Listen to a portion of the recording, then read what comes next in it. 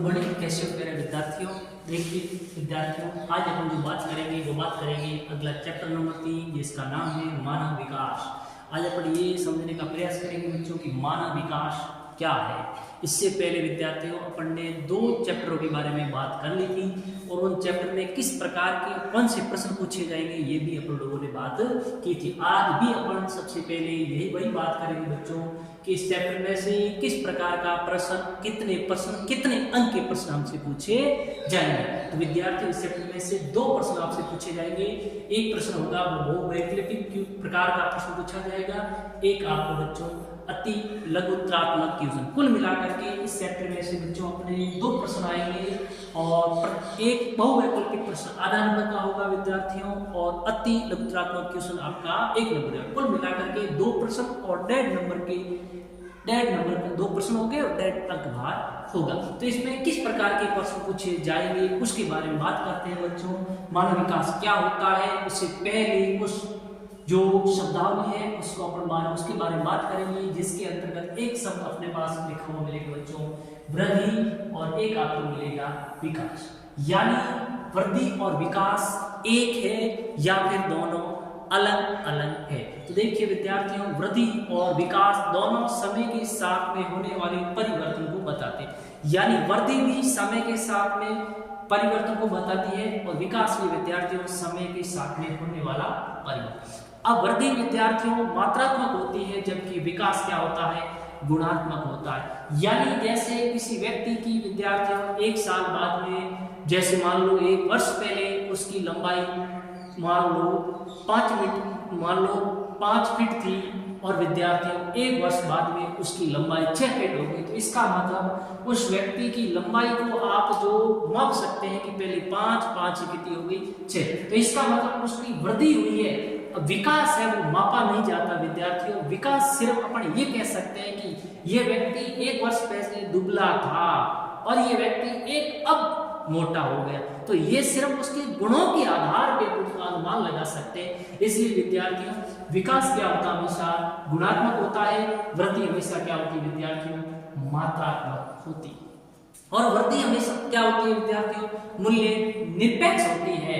यानी उसकी माप करने के लिए उसकी तुलना अपन किसी दूसरे व्यक्ति से कभी नहीं करते हैं। और विकास की किसी दूसरे व्यक्ति से क्या करते हैं बच्चों, तुलना। अपन कहते हैं कि वो व्यक्ति पतला, ये व्यक्ति मोटा, उसकी तुलना में ये व्यक्ति मोटा, तो अपन उस व्यक्ति से इस व्यक्ति की क्या कर रहे हैं, तुलना कर रहे हैं। तो विकास क्या होता है, सापेक्ष होता है और वृद्धि क्या होती है विद्यार्थियों, निरपेक्ष होती है। और विकास धनात्मक भी हो सकती नहीं, वृद्धि विद्यार्थियों धनात्मक भी हो सकती है और ऋणात्मक भी हो सकती है, जबकि विकास हमेशा क्या होता है विद्यार्थियों, केवल धनात्मक ही होता है। तो ध्यान रखना, वृद्धि यानी कि जैसे एक नगर है, इस नगर की एक निश्चित अवधि के बाद में जनसंख्या 5 से कितनी हुई विद्यार्थियों, 10 लाख, यानी इसमें वृद्धि हुई। हो सकता है कि ये जनसंख्या 5 लाख से एक निश्चित वर्ष बाद में किसी महामारी की वजह से 5 लाख से 4 लाख भी हो जाए, लेकिन फिर भी वृद्धि तो हुई है, क्या कह सकते हैं। लेकिन वृद्धि यहाँ हुई है, वृद्धि किस प्रकार की हुई है, ऋणात्मक हुई है। और विकास हमेशा क्या होता है विद्यार्थियों, धनात्मक होता है। तो कुछ ये सब अपने को ध्यान रखने पड़ेंगे विद्यार्थी की वृद्धि और विकास में ये सामान्य सा अंतर होता है। अब विद्यार्थी मेरे पास एक नगर है, इस नगर ये नगर है, इस नगर की मूलभूत सुविधाएं जैसे यहाँ की आवास, यहाँ की शिक्षा और यहाँ की स्वास्थ्य सेवाएं, इसमें अगर कोई किसी प्रकार का कुछ किसी समय के बाद में सुधार नहीं होता है, ये नगर आज से 10 वर्ष पहले यहाँ की ये सारी मूलभूत सुविधाएं और 10 वर्ष बाद भी यहाँ की मूलभूत सुविधाओं में कोई पहले 10 वर्ष आज से 10 वर्ष पहले थी वैसी अगर आज है, तो इसका मतलब इनकी मूलभूत सुविधाओं में कोई सुधार नहीं हुआ है। अपन नहीं कह सकते हैं कि इस शहर के विकास तो हुआ होगा, लेकिन वृद्धि तो हुई होगी, लेकिन इसका विकास नहीं हुआ है। तो यहाँ पर ये जो वृद्धि हुई है वो विकासहीन वृद्धि हुई है विद्यार्थियों। किस प्रकार की वृद्धि हुई है, विकासहीन वृद्धि हुई है। आगे चले, देखिए ये आपके पास कोई एक नगर है विद्यार्थियों, इस नगर की जनसंख्या 1 लाख से कितनी हो गई, 2 लाख, यानी जनसंख्या बढ़ी, वृद्धि तो हुई, यानी घटी तो भी वृद्धि हुई, बढ़ी तो, यानी एक किसी निश्चित वर्ष में जनसंख्या 1 लाख थी, फिर 2 वर्ष बाद में यह जनसंख्या कितनी हुई विद्यार्थियों, 2 लाख हो जाती है। अब जनसंख्या बढ़ी। अब अगली स्तर कंडीशन देखिए विद्यार्थियों कि ये स्थिति कब आएगी कि जब इस शहर की मूलभूत सुविधाओं में कुछ समय बाद सुविधाएं बढ़ी, यानी जो आवास, शिक्षा और स्वास्थ्य सेवाओं में क्या हुआ, सुधार हुआ। जनसंख्या तो बढ़ी है और साथ साथ में यहाँ की मूलभूत सुविधाओं में भी क्या हुआ है, सुधार हुआ है। तो अपन कह सकते हैं कि इस नगर का विकास युक्त वृद्धि हुई है, इस नगर में जो वृद्धि हुई है वो कैसे हुई है, विकास भी हुआ है, वृद्धि भी, इसलिए इसको अपन बोलते हैं विकास युक्त वृद्धि। और अगर आप ये देखें विद्यार्थी, ये जो नगर, इस नगर के अंदर जो जनसंख्या तो बढ़ी है 1 से 2 लाख हुई है, लेकिन इस नगर की मौलिक सुविधाएं, मूलभूत जो सुविधाएं, उसमें अगर मान लो कोई किसी प्रकार का सुधार नहीं हुआ है, पहले जैसी मूलभूत सुविधाएं ना, वहाँ की शिक्षा, स्वास्थ्य और संसाधनों तक पहुंच जो पहले लोगों की थी, आज से 10 वर्ष पहले आज भी वही है। इसका मतलब वहाँ मूलभूत सुविधाओं में कोई सुधार नहीं हुआ है, वृद्धि हुई, लेकिन यहाँ जो वृद्धि हुई है विकासहीन वृद्धि है। इस प्रकार की यहाँ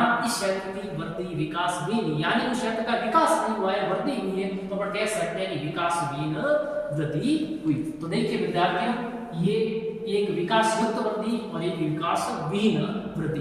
अब देखिए विद्यार्थियों, पुराने समय के अंदर कोई भी देश, राष्ट्र है, वो कितना क्या मजबूत है आर्थिक रूप से, उसका देश के विकास का जो स्तर है वो कितना क्या है, विकसित है, अविकसित है या विकासशील है, उसका मापन करने के लिए या उसका अनुमान लगाने के लिए जो आधार माना जाता था विद्यार्थियों, वो माना जाता आर्थिक वृद्धि को। इसको माना जाता था आर्थिक वृद्धि। के बाद ध्यान रखेंगे कि पूर्व में किसी देश के विकास स्तर को मापना था। प्राचीन समय में कोई भी देश कितना क्या मजबूत है या विकसित है, विकासशील है, अविकसित है, तो उसका अपन मापन करने के लिए, स्तर को जानने के लिए हमें उस देश की आर्थिक वृद्धि के बारे में जानकारी होनी चाहिए, तभी हमें पता लगता था। अब ये आर्थिक वृद्धि का मतलब ये होता है कि कोई भी राष्ट्र की जितनी बड़ी अर्थव्यवस्था होगी वो राष्ट्र उतना ही ज्यादा आर्थिक वृद्धि वाला माना जाएगा, है ना। जिस राष्ट्र की जितनी बड़ी अर्थव्यवस्था होगी वो राष्ट्र उतना ही ज्यादा विकसित की श्रेणी में माना जाता था। लेकिन धीरे धीरे लोगों ने इस पर शोध करना शुरू किया, तो धीरे धीरे एक यहाँ से नई विचारधारा निकल के आई और उस विचारधारा को अपन कहते हैं मानव विकास। विद्यार्थी क्या कहा जाता है उसको अपन कहते हैं मानव विकास। अब ये मानव विकास है, ये 1990 के दशक में आया और इसका प्रतिपादन 2 व्यक्तियों ने किया।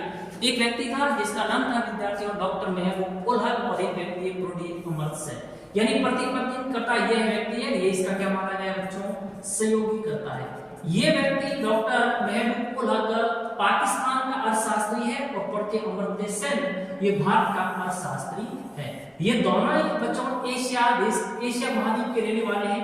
इसको अपन और ये अपन जानते हैं कि पाकिस्तान और अपना देश भारत एशिया महाद्वीप के दक्षिणी भाग में पड़ते हैं, इसलिए इसको कहते हैं दक्षिणी एशियाई के अर्थशास्त्री भी कहा जाता है। तो ध्यान रखेंगे कि मानव विकास की अवधारणा किस दशक में आई, 1990 के दशक में आई और इस अवधारणा का प्रतिपादन किया 2 व्यक्तियों ने विद्यार्थियों। मूल रूप से एक व्यक्ति जिसका नाम है डॉक्टर महबूब उल हक और एक का नाम प्रोडियस अमर्त्य सेन। ये पाकिस्तान का अर्थशास्त्री है विद्यार्थियों और इस अर्थशास्त्री के सहयोगी करता व्यक्ति है जिसका नाम है प्रोडियस अमर्त्य सेन और ये भारत का निवासी है। और ये दोनों ही किस महाद्वीप के, भारत और पाकिस्तान दोनों ही विद्यार्थियों किस महाद्वीप के अंदर पढ़ते हैं, एशिया महाद्वीप के अंदर पढ़ते हैं।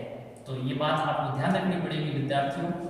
आगे बढ़ते तो देखते हैं कि इन्होंने लोगों के मानव विकास की जो अवधारणा दी थी विद्यार्थियों, उस अवधारणा में क्या था। इन्होंने कहा था कि लोगों के जीवन में सुधार लाने का, मानव विकास का मतलब कि ये व्यक्तियों, मानव या लोगों का विकास है वो किस प्रकार से किया जा सकता है। तो इन्होंने कहा कि लोगों के जीवन में सुधार लाने का माध्यम, यानी ये कैसे, ये मानव विकास की अवधारणा इन्होंने दी थी, ये किस प्रकार से मानव समाज, मानव लोगों के जीवन में सुधार कैसे ला सकते हैं, क्या माध्यम हो सकता है उनके पास सुधार लाने का। तो इन्होंने लोगों के जीवन या मानव समाज के जीवन में सुधार लाने का जो माध्यम था वो इन्होंने एक कहा था कि विकल्पों में वृद्धि करनी, यानी व्यक्तियों को जो अवसर मिलते हैं उन अवसरों को बढ़ाया जाए। अवसरों को क्या किया जाए, बढ़ाया जाए। मूल केंद्र बिंदु ये था उनका। डॉक्टर महबूब उल हक जो पाकिस्तान अर्थशास्त्री था, उसका कि लोगों, मानव समाज में सुधार किस प्रकार से, मानव विकास कैसे किया जाए, लोगों का कल्याणकारी, लोगों का कल्याण किस प्रकार किया जाए। तो उन्होंने कहा है लोगों की जो कल्याण करना है या उनका विकास करना है तो हमें उनको जो विकल्प मिलते हैं या उनको जो अवसर मिलते हैं उन अवसरों को बढ़ा दिया जाना चाहिए। और एक बात उन्होंने कहा कि उनकी स्वतंत्रता में क्या कर दो, वृद्धि कर दो, यानी विकल्पों को भी, उनके अवसरों को बढ़ा दो विकल्प और वृद्धि की बात, ये जो बात बताई थी मूल रूप से वो डॉक्टर महबूब उल हक ने बताई थी, और स्वतंत्रता में वृद्धि कर दो ये बात प्रोटी अमर्त्य सेन ने बताई थी। उन्होंने कहा कि विकल्प होते हैं वो अस्थिर होते हैं, परिवर्तनशील होते हैं, समय के अनुसार सदा स्थायी रहने वाले नहीं होते हैं। तो दो माध्यम है, उन्होंने कहा मानव विकास करने के लिए हमें दो माध्यम की जरूरत है, और एक है वो माध्यम है कि लोगों के विकल्पों या अवसरों में वृद्धि करना, और लोगों को क्या करना, स्वतंत्रता में उनकी जो स्वतंत्र फ्रीडम दे दो, उनको खुला कर दो, स्वतंत्र कर दो। ठीक बात है, ध्यान रखेंगे। इसके ऊपर जोर दिया था डॉक्टर महबूब उल हक ने, और इस पर मूल रूप से ये जो शब्द दिया है वो डॉक्टर प्रोटी अमर्त्य सेन। अब डॉक्टर महबूब उल हक के अनुसार मानव विकास क्या है? डॉक्टर महबूब उल हक ने मानव विकास की क्या अवधारणा दी थी, उनका अर्थ क्या होता है? तो उन्होंने बताया कि ऐसा विकास जो लोगों के विकल्पों में वृद्धि करता हो और उसके जीवन में क्या लाता हो, सुधार लाता हो। यानी इस प्रकार का विकास करना जो लोगों के जो विकल्प है, जो उनके अवसर है वो बढ़ने चाहिए, उन अवसरों में वृद्धि होनी चाहिए, और उसके जीवन में क्या आना चाहिए, और बढ़ते हुए अवसरों का उपयोग करते अगर वो अपने जीवन में क्या लाते हैं, सुधार लाते हैं, तो ही वो मानव विकास है वो होगा, वरना नहीं होगा। ये बात कहता है डॉक्टर महबूब उल हक के अनुसार। अब मानव विकास का उद्देश्य क्या था? उन्होंने जो मानव विकास की अवधारणा का प्रतिपादन किया था, उस मानव विकास की अवधारणा का जो उद्देश्य क्या था, क्यों किया? उन्होंने कहा था कि लंबी आयु के साथ उद्देश्यपूर्ण जीवन जीना। उन्होंने कहा कि जो मानव समाज है वो लंबी आयु तक जी तो सकता है, लेकिन उसका जीवन जीने का कोई ना कोई क्या उद्देश्य होना चाहिए, एक लक्ष्यपूर्ण जीवन जीना चाहिए। तो पहला मानव विकास का उद्देश्य कि लंबी आयु के साथ उद्देश्य कौन क्या करना, जीवन जीना, लोग स्वस्थ हो, लोग अपने विवेक और बुद्धि का स्वतंत्र रूप से क्या कर सके, यानी उनके पास जो बुद्धि है और उनका जो विवेक है उनका वो खुले होकर के खुले मन से स्वतंत्र रूप से उपयोग कर सके, और अपने लक्ष्यों को पूरा करने में एकदम क्या होने चाहिए, खुले होने चाहिए। तो यह है मानव विकास का उद्देश्य, लंबी आयु के साथ व्यक्ति एक उद्देश्यपूर्ण जीवन जीना, लोग एकदम कैसे होने चाहिए, स्वस्थ होना चाहिए, और लोग जो व्यक्ति है वो अपना विवेक और अपनी बुद्धि का इस्तेमाल कर सके, और अपने लक्ष्य को पूरा करने में एकदम क्या होना चाहिए, स्वतंत्र होना चाहिए। अब मानव विकास का केंद्र क्या है, यानी मानव विकास का केंद्र बिंदु क्या है? तो मानव विकास का केंद्र बिंदु है वो है ज्ञान प्राप्त करना। यानी मानव का विकास कैसे होगा, किन के माध्यम से होगा? तो उसका केंद्र बिंदु ये, अगर वो ज्ञान प्राप्त करेगा तो वो शिक्षित होगा, शिक्षा प्राप्त करेगा। ज्ञान प्राप्त करने का मतलब उन्होंने शिक्षा को प्राप्त किया, वो कैसा हो गया, शिक्षित हो गया, तो उसके अंदर समझ विकसित हुई, और लंबा और स्वस्थ जीवन जिएगा। और जीवन कैसा लंबा और स्वस्थ तो कैसा होगा, उसका स्वास्थ्य अच्छा होगा। जब स्वास्थ्य अच्छा है तो उसका मानसिक मस्तिष्क है वो भी क्या होगा, एकदम स्वस्थ होगा, तो उसमें सोचने समझने की क्षमता भी विकसित होगी, प्राप्त संसाधन और संसाधनों तक पहुंच। यानी जब व्यक्ति शिक्षित हो जाएगा, मानसिक रूप से शारीरिक रूप से तो स्वस्थ होगा जाएगा, तो प्रत्येक संसाधन तक अपनी पकड़ बना सकता है, प्राप्त संसाधन या संसाधनों तक पहुंच सकता है, यानी संसाधनों को करे कर सकता है, उसको खरीद सकता है, क्योंकि उसके पास शिक्षा है, समझ है, विकसित है, स्वास्थ्य बढ़िया है। तो इसका मतलब वो व्यक्ति उस संसाधनों तक आराम से उस संसाधनों का उपयोग अपने जीवन के अंदर कर सकता है। अब कि जिससे मानव में क्षमताओं का निर्माण, जब व्यक्ति शिक्षा प्राप्त कर लेगा, उसका स्वास्थ्य बराबर होगा, तो हर संसाधन तक अगर उसकी पहुंच होगी तो इसे मानव में क्षमताओं का, उसकी कार्य करने की क्षमता का निर्माण होगा, और जब क्षमता का निर्माण होगा तो उसके जो अवसर है, जो विकल्प है वो भी बढ़ जाएंगे, और उन विकल्पों का वो स्वतंत्र रूप से चुनाव भी कर सकेगा। यानी कहने का मतलब है, जब व्यक्ति अगर शिक्षित हो जाएगा, स्वस्थ होगा, हर प्रत्येक संसाधन तक उसकी पहुंच होगी, तो अपने उनके माध्यम से वो व्यक्ति अपने कार्य क्षमताओं का निर्माण, विभिन्न प्रकार के कार्य कर सकता है, और उनको जब अवसर मिल रहे उन अवसरों में और भी क्या होगी, वृद्धि होगी, और उन अवसरों का वो स्वतंत्रता पूर्वक से चुनाव भी कर सकता है। आगे देखिए मानव विकास में आने वाली बाधाएं। अब मानव विकास के अंदर किस प्रकार की बाधाएं आ सकती है?